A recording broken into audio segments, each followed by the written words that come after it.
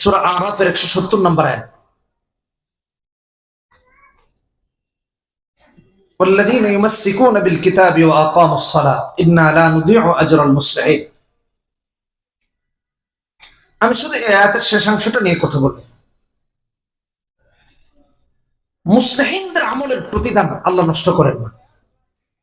মুসলিহিনদের আমলের প্রতিদান আল্লাহ নষ্ট করেন না, ভালো করে বুঝেন। মুসলিহিনদের আমলের প্রতিদান কেন নষ্ট হয় না?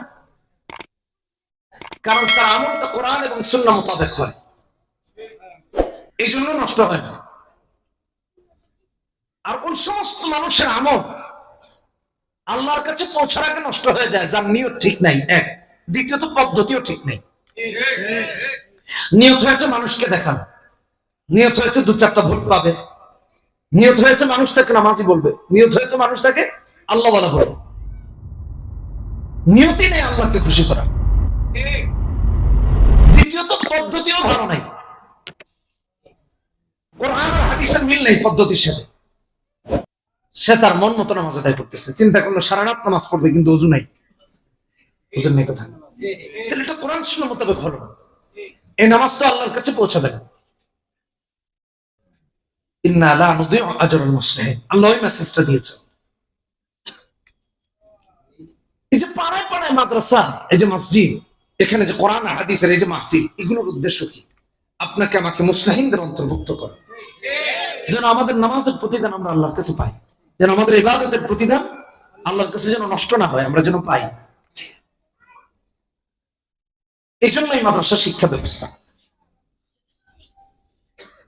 এরকম অনেক বিষয় আমি দেখাতে পারবো যেগুলোর কারণে আমাদের আমল আল্লাহর কাছে পৌঁছায় না।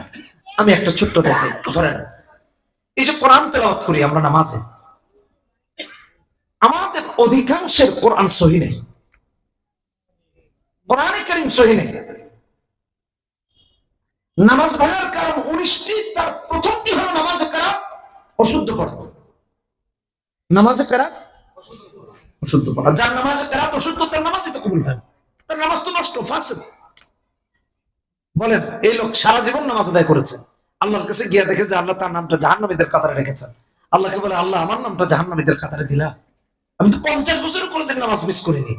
কথা তো সত্য, তোমার তো নিয়ত আর পদ্ধতি দুটা কোনোটাই ভালো ছিল না, এই জন্য আল্লাহর কাছে কবুল হয়নি। ইন্না লা নুদিউ আজরাল মুসলিহিন। এই মাদ্রাসাগুলো এই জন্য যেন একটা মানুষ জাহান্নামী না হয়ে যায়, আমাদের আমলগুলো যেন ইসলাহ হয়ে যায়, আর আমরা যেন মুস্তাহিনদের অন্তর্ভুক্ত হতে পারি। এই জন্য এই দিনী শিক্ষা প্রতিষ্ঠানগুলো, আলেমরা বা আপনার আমার বাবা মারা এই প্রচেষ্টা চালিয়ে যাচ্ছেন যেন আমার সন্তানটা নেককার হয়ে যায়, পরহেজগার হয়ে যায়, মুখলেস হয়ে যায়, দিনের একজন সাচ্চা দায়ী হয়ে যায়। এই উদ্দেশ্য, আর কোনো কিছু না। প্রত্যেক ব্যক্তি যার যার জায়গা থেকে চেষ্টা করে যাচ্ছে।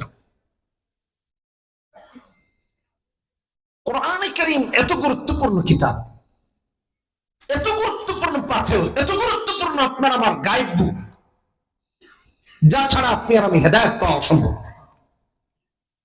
এত গুরুত্বপূর্ণ এই কোরআনে কারীম। হ্যাঁ আমার ভাইরা, মনোযোগ দিয়ে বোঝেন কথাগুলা।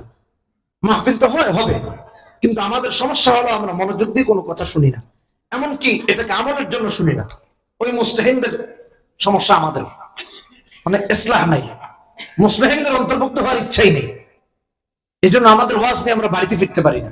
ওয়াজকে ওয়াজের প্যান্ডেলের প্যাকেটিং করে সুন্দর করে ওয়াজ রেখে সিমে নিয়ে বাড়ি ফিরি, বলে যেটা নেওয়ার এটা নেই, আর যেটা রাখার এটা রেখেছে। এই জন্য কাজে আসে না।